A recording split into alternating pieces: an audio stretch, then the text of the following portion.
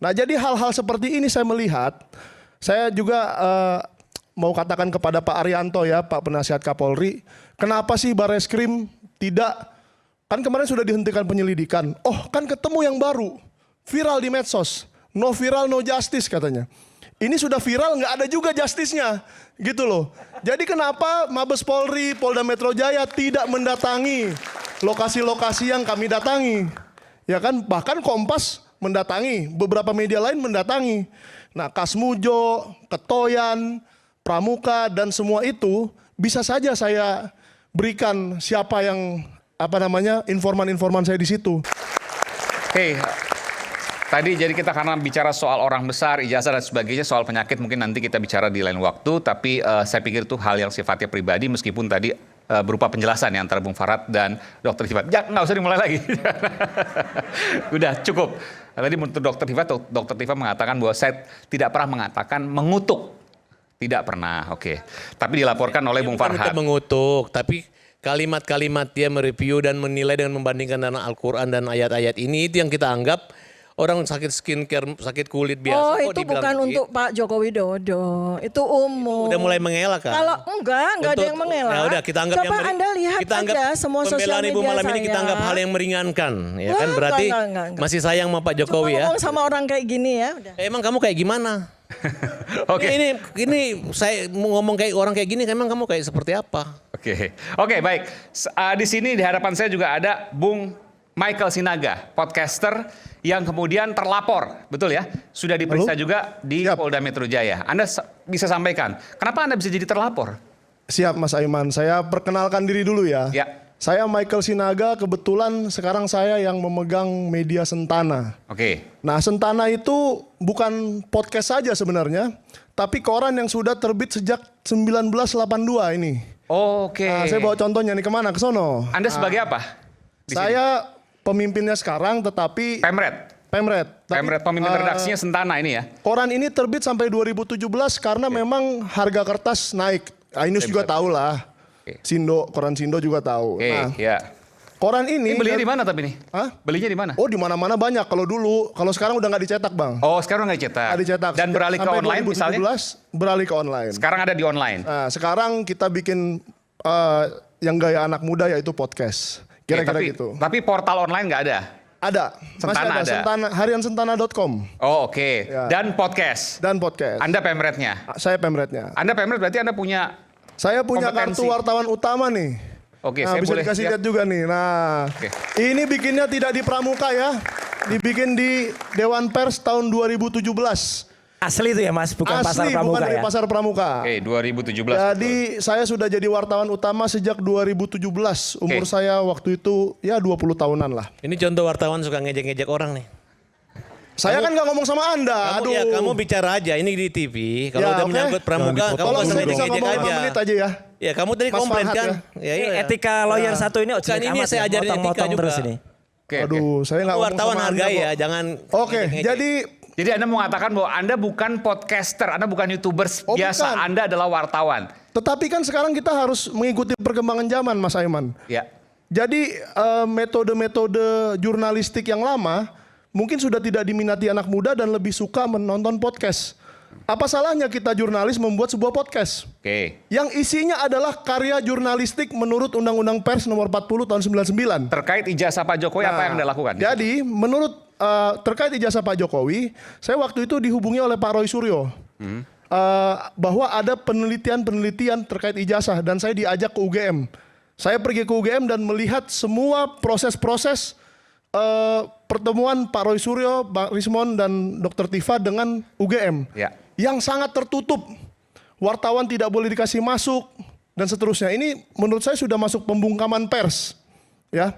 Sentana itu sejak 82 sudah sering dibungkam, Bang.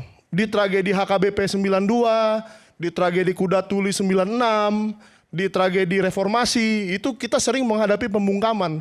Tetapi kenapa di tahun 2025 ini masih ada pembungkaman pers?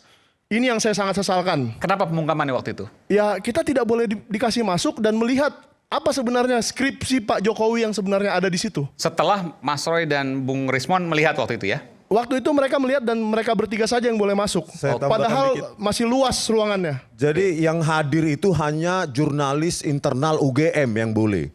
Dan video itu tidak dirilis oleh UGM, video pertemuan Oke. tanggal 15 April itu. Pertanyaan Padahal kenapa? berjanji untuk dirilis. Nah, ini begitu, pertanyaan, Mas. kenapa Anda mengajak Bung Michael? Kenapa nggak ngajak misalnya iNews misalnya? Udah, kita kabari TV-TV lokal juga, kita kabari media lokal. Oke. Ya, dan semuanya di luar. Banyak juga waktu itu Oh, media ada yang lokal. lain? Banyak. Ada yang lain nggak Bukan boleh ada, masuk? Banyak, Bang. Oke. Dan kita semua di luar menunggu panas-panasan dan saya nggak sengaja bertemu Pak Amin Rais ada di situ juga. Oke. Jadi tokoh-tokoh nasional, alumni-alumni UGM dan wartawan semuanya ingin melihat skripsi itu di mana sih? Ijazah itu mana sih? Ternyata tidak terlihat sampai hari ini juga. Oke. Nah, lalu saya ingin mengatakan setelah itu naluri investigasi saya muncul. Ya. Maka saya pergi ke Desa Ketoyan, di mana waktu itu saya mengatakan ke ibu kepala desa, oh Pak Jokowi KKN-nya 85. Lalu dibantah dengan keras, tidak 83 katanya. Lalu saya bilang oke 83, saya ikutin. Lalu Pak Jokowi sendiri yang bilang 85, jadi saya bingung 83 atau 85. Nah itu. Lalu saya juga investigasi ke Pasar Pramuka. Oke. Menemui banyak orang termasuk yang dibilang Pak Paiman tadi bertopeng itu mungkin di channel saya ya. Memang mereka, Siapa yang bertopeng itu? oh saya nggak bisa menyebutkan karena Maksudnya orang informan itu informan saya yang mengatakan bahwa bahwa Pak Paiman itu masih ada sampai tahun 2015 bahkan lebih. itu Anda yang menemukan di sana. Saya menanya informan-informan itu dan mereka menyatakan seperti itu. Tidak Oke. satu, tidak dua, lebih dari 10. Apa yang dilakukan Pak Paiman waktu itu menurut informan Anda? Nah, dia memiliki 3 buah kios.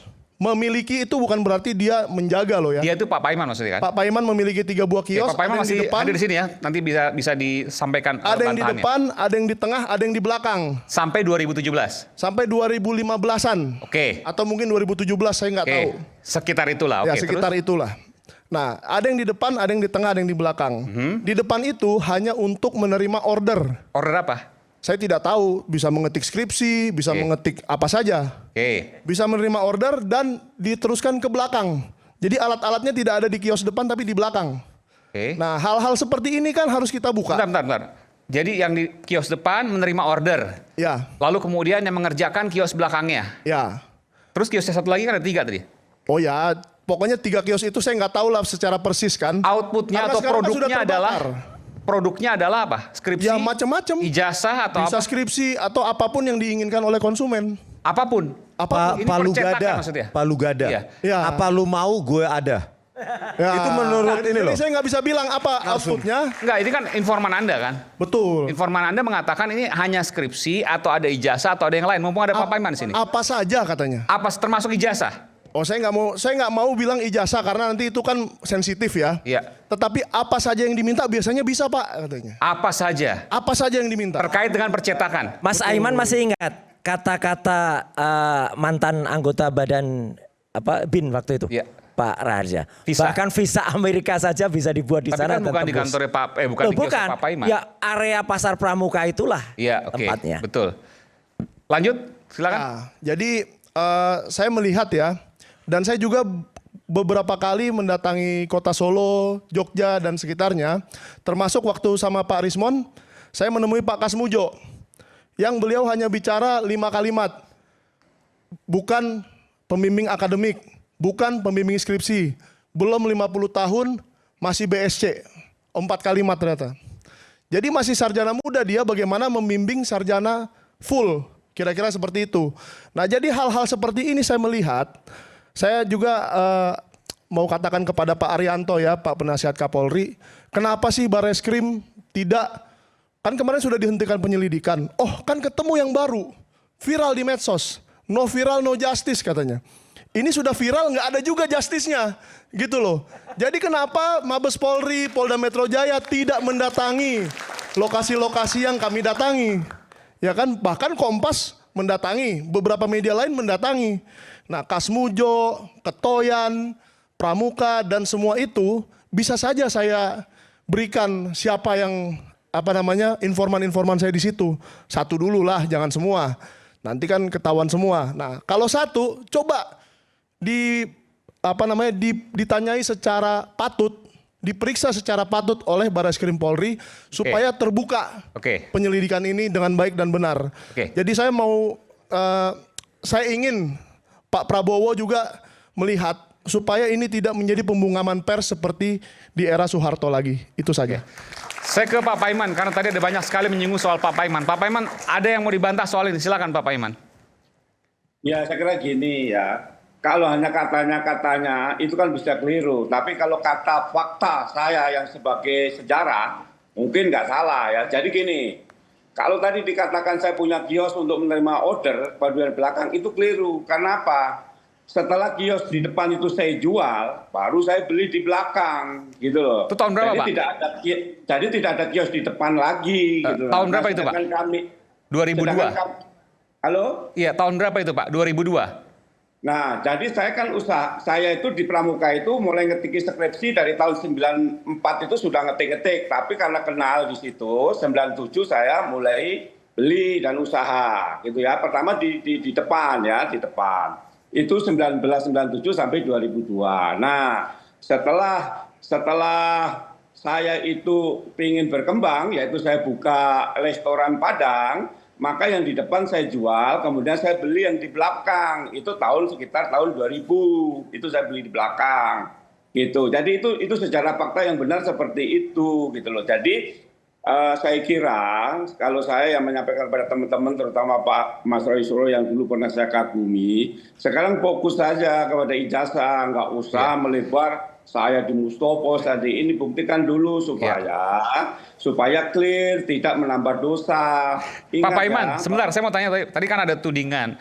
Pak Paiman ini kiosnya bukan hanya soal skripsi, tapi bisa apa aja. Oh tidak ada. Kalau di lingkungan situ mungkin iya, tapi di khusus saya pengetikan saja. Pengetikan ya? Sama fotokopi ya. Dan bukan kaitan ke plagiat ya Pak? Nggak ada. Kalau zaman saya itu, waktu ada di situ hanya khusus pengetikan sama fotokopi aja. Jadi kalau di kios saya ya, kalau yang lain saya kan nggak tahu. Karena saya itu kan hanya punya, tapi jarang setiap hari nggak di situ. Jadi ada pegawai saya di situ gitu loh. Jadi Anda membantah semua tadi, oke. Ada ya, pernyataan? Satu lagi ya Pak ya. Ya, silakan. Nah, jadi saya kira saat ini kan negara kita ini kan sedang membutuhkan bagaimana penanganan kemiskinan. Karena kita kan dikatakan ringkat 4 ya. Oleh karena itu, ini biarlah sekarang nggak usah kita kayak saya sampai kalau nggak percaya, tadi saya ucapan saya itu sampai agak keselnya apa. Masa sih dijelasin secara logika yang benar nggak percaya juga. Makanya saya sempat ya sudah kalau nggak percaya kita duel aja. Nah itu karena sudah saking nggak ngertinya pikiran saya gitu loh. Nah oleh karena itu gini, jangan hanya tertawa-tertawa tapi menghina orang. Seandainya keluarga Mas Roy yang digituin, itu bawaan orok itu Pak, bawaan orok. Belum ada buktinya gitu loh. Jadi saya kira itu Respon seorang profesor 2 bulan itu ya kayak gini nih. Kepada pembuktian ijazah Pak Jokowi, jangan melebar kemana-mana. Kalau saya sekarang melaporkan, itu ranah hukum, ya itu hak saya karena harga diri saya kan diinjak-injak. Bahkan keluarga saya terganggu, karir saya terganggu. Apa saya salah menuntut keadilan? Itu aja saya kira Mas Taiman. Terima kasih. Oke, baik. Makasih. Sebelum saya ke Mas Roy, ada pernyataan lagi? Mau silakan. sampaikan? Iya, menurut saya sih sah-sah aja ya Pak Paiman membantah atau bagaimana. Tetapi kan sudah, kalau saya tuh ininya peraturannya 3 Mas Aiman. Jadi kalau satu saya tanya bilang A, saya harus tanya orang kedua dan ketiga. Ini sudah lebih dari 3 orang yang mengatakan bahwa punya 3 sekaligus. Oke. Nah soal sejarahnya benar atau tidak itu kita tidak bisa gali lagi. Kan sudah terbakar, sudah rata dengan tanah itu tempat pramuka itu. Jadi kita hanya bisa mengandalkan ingatan orang-orang. Dan Nah, Anda masih memiliki dokumentasinya? Ya, Pak Paiman punya ingatan seperti itu, ya kita persilahkan Pak Paiman, nggak apa-apa. Nah orang-orang lain ini kan ingatannya sama validnya dengan ingatannya Pak Paiman. Nah jadi, tapi kembali lagi, bukan masalah kiosnya 1 atau 3. Masalahnya betul nggak dia di situ sampai 2017. Karena beberapa orang masih melihat beliau mondar-mandir.